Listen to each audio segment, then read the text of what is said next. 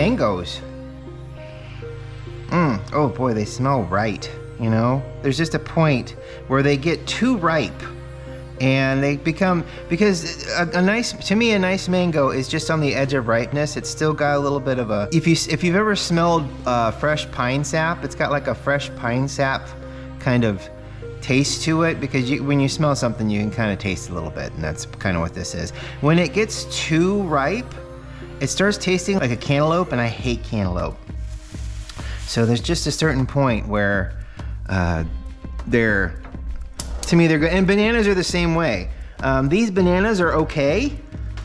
I mean, I'd still eat them, but as long as there's some green at the top and at the bottom, they're a little firm. I don't know why. I just find those far more desirable than, you know, ripe bananas. I definitely can't do overripe bananas. Unless they're in bread. Banana bread, very good. Okay, so I've got about, I don't know, what did I have, about 12 grams of coffee here.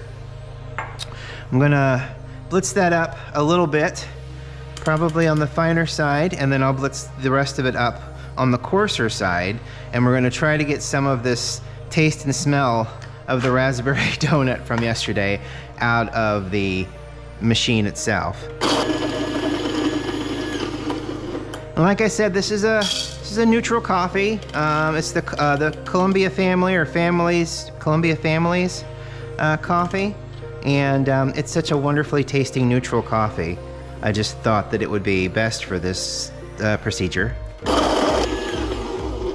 And I believe with that, much lessened. Good. Get rid of some of the retention. There we go. All right, I think that might help. Had a plant fall over last night while we were watching TV. It's sitting up there, and I had already stabilized it using a tree twig with a Y at the end.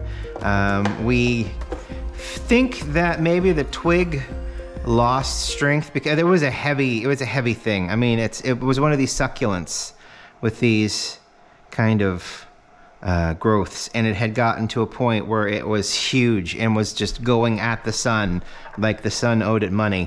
So yeah, it was pretty dramatic last night. It was like 2 crashed. We were able to save one. Because this fell as well, but we were able to save it. Well, it didn't break. I guess that's a way to put. We were able to save it. Well, it didn't break, so that makes sense. So the mowers are out today, and the larger of the tractors decided that they were going to come out here on the point right next to our house and go from full throttle all the way down to minimum throttle, which, if you have ever driven a tractor before, a mowed yard or anything like that, you may know will cause a backfire. And it was a very loud backfire at about 8:30 in the morning. So, oh my gosh. Oh, I'd forgotten how wonderful this smelled. Wow.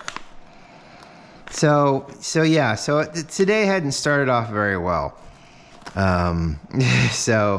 Oh my gosh, this just smells like salted caramel. You picked up a salted caramel candy and you were about to eat it, and that is exactly what this smells like, and it is the greatest smell. It's just caramel and salt go so well with coffee. It's just fantastic. Salted Caramel, Bones Coffee Company, the last of our 5 sample pack. I'm gonna crank this up to about a 15. And we don't need you anymore, sir. Thank you very much. And we're gonna grind this up. Sometimes one just pops around in there and you gotta assert yourself by turning it off and on again. Oh, it just still exists through the grinding process. It's not as sharp or as like the fruit smell is from the Dusk Till Donuts, but it's just there, and it just melds so well together, and I just know that it's going to be amazing when it happens. Not too much longer to go. I had struggled coming up with stuff to talk about today other than the mowing thing. I mean, it's just, they're out there mowing dust right now. There's barely enough growth to justify them being out there mowing over all of the parched, dormant grass. But they're out there mowing. I just don't get it. Oh, sorry. Oh, little piece. Oh, that was from the neutral coffee. I saw it actually pop out of the top. That's why you put the cover on, so that you don't shoot your eye out with a random coffee bean shard. Known to happen. Known to happen. So we've got our salted caramel, the last of our sample pack. All of the bags still have coffee in it, so we'll be enjoying that coffee for the next couple. But how you doing? All right. Doesn't take very long. Doesn't take very long. Let us begin with a little bit of blooming. Wonderful smell. I got in touch with a friend last night. I have comic books that I want to kind of get rid of. In the grand scheme of things, I'm a very large Star Trek fan. But when it comes down to it, the first ship I was ever introduced to and ever fell in love with was the Constitution refit in Star Trek II: The Wrath of Khan, and therefore Star Trek: The Motion Picture, which is a movie that I really enjoy. I think it's great. I think that it's science fiction on the level of Space Odyssey, you know, that kind of a thing. So, you know, I really enjoy it. A lot of people don't, and that's absolutely fine. But I like it. So I want to call him Tomy, but it's just T-O-M-Y. It's not T-O-M-M-Y. So Tomy is a toy company that has existed for quite a while. And they are putting out an 80% die-cast studio quality model of the Constitution refit. And it's a lot of money. So at the very end of the campaign, I'm like, you know what? This is amazing. This is going to be something that I'm going to enjoy for a very long time. It's only going to go up in value, which is not why I buy something. That's why I buy something when it first comes out, because after it's sold out, they're only producing like 6,000 of these things. So it's like once they come out and once they get distributed, no more will be made, and therefore, if I were to want one after the fact, it would be triple the price if I were to try to find something like it on eBay. So, and that's how you justify things. That's how you justify rash, instant purchases, you know. So I said, I'm just going to do it. And I went back and I, checked out some assets that I have back there, and I have some comic books that I'm like, you know what, I could just get rid of these comic books. I went on eBay, saw the prices for them. Prices were at a point where I thought I could get the amount that I needed. That's all I need. I just needed the amount for... And then on eBay, of course, you have the buy it nows that have inflated the price of said comic books to an exorbitant amount, and they will sit there and they will rot. And then you have the buy it nows who have started at a reasonable price and have allowed it to build and build and build. And there are some excellent examples of the comic book on there that are going for $4,000, that kind of a thing. And then there are some examples of it on there that are like mine that are not. So, and they're a little bit lower. And I'm like, I just want the amount of money I need to cover this purchase. So I asked a friend and had a lengthy conversation with them. Got this, that, and the other. How should I do this? What should I do? And then he said, I am interested in them. And I said, well, and then of course, because we are really good friends, it was really hard to. We didn't want to insult each other, but then again, we kind of knew what we had. So it's like, what do you do? And it's like, in the end, I'm like, you can't insult me. And I know if I tell you no, you're not going to be upset. So let's just let me know what you think. And we got to a price where that will cover the expense fully. So that's exactly what I wanted. And he's getting a comic book that he really wanted. And on top of that, I'm going to bring a couple more comic books to see if he wants them, you know, to see what he thinks and whatnot. He has his own little comic book shop that he runs like in the spring and the fall out of his garage with some other people around. So I thought maybe I'd just give him those comic books to see if he could get them sold at his little thingy, whatever. So... But yeah, it's this Enterprise, and the size of it, I mean, it's like, what, 33 inches long? I mean, it's gigantic. It's fully lit. If you're familiar with the motion picture, when Kirk is being shuttled, I guess almost escape podded, because that's what it kind of looks like. It looks like an escape pod. It doesn't look like a shuttle.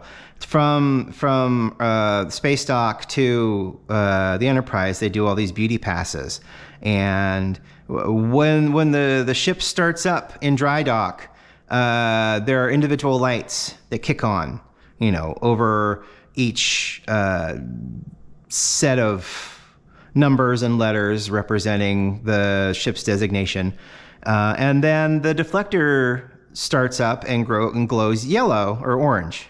It's an orangey kind of glow to mark that the deflector dish is starting up. And the videos that we've seen of the prototype are showing all of these things happening. Plus, there's a weapons button on the base that allows you to have the glow of torpedoes firing out of the tubes, and phaser cannons shooting phasers out of the top of the ship, just like the Wrath of Khan, which I'm pretty sure that between the Wrath of Khan and like Star Trek Generations, you don't see another phaser being fired. Because in Star Trek The Wrath of Khan, there's this wonderful submarine battle in the middle of a nebula, which is just the coolest thing to watch. And they use phasers and torpedoes. But after that, in like 3, they use torpedoes. In 4, there's the Klingon bird of prey. In 5, I don't talk about 5, but they don't fire phasers in 5 either. And then in 6, it's just torpedoes firing at the Klingon bird of prey. So, I mean, you don't see phasers. You don't see phasers like ILM did in The Wrath of Khan throughout the rest of the motion picture era. When they get to Generations, I don't remember if the D fires phasers. It's something I may have to look up and see. I know that the Enterprise B didn't have phasers and didn't have torpedoes, so they had to use the deflector dish. I'm babbling. I'm babbling about Star Trek because it's fun, and I don't usually get to do it So, but yeah. So I mean, it's this beautiful, large 80% of it is die cast. So it's going to be a little heavy, but it's going to be accurately molded. And the prototype that I've seen looks great.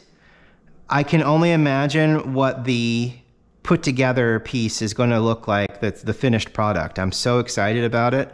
And it's like, I can't pass this up because it's my favorite ship of all time.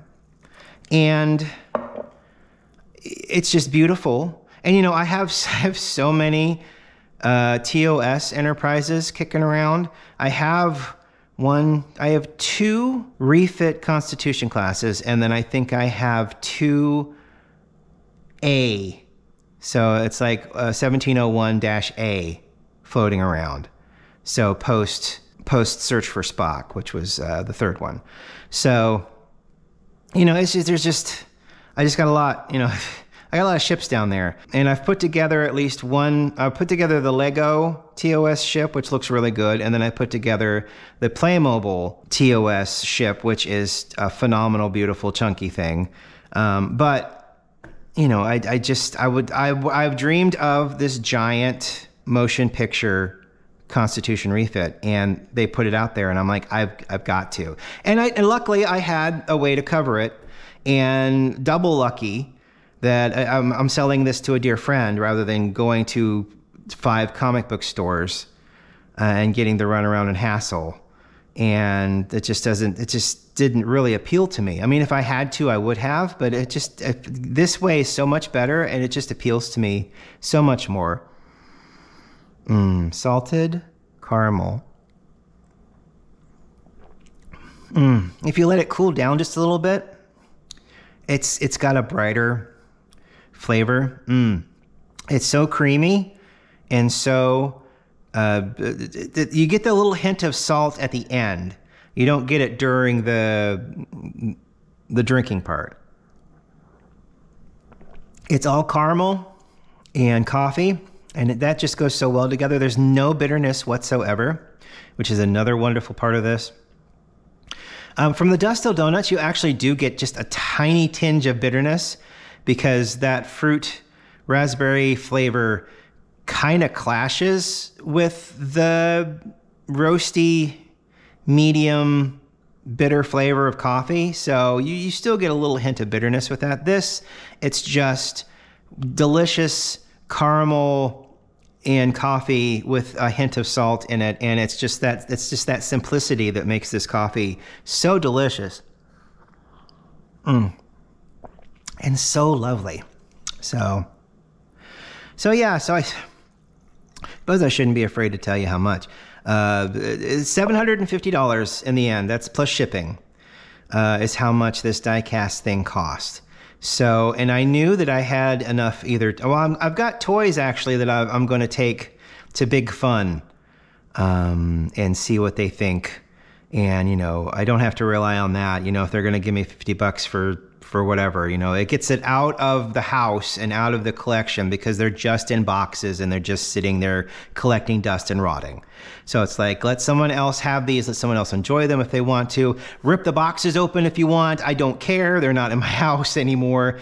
Knock yourself out. Paring everything down just a little bit. And then these comic books are just sitting in a box and rotting, and literally rotting. I mean, they're just getting brittle, and they're starting to fall apart a little bit. And I'm like, the 2 comic books, I'll show them. They're I think it's Hulk 180 and Hulk 181, the introduction of Wolverine. So, I asked my friend, how much these things might be worth, and as a collector, he gave me a collector's price. And as a friend, I'm like, that's perfect.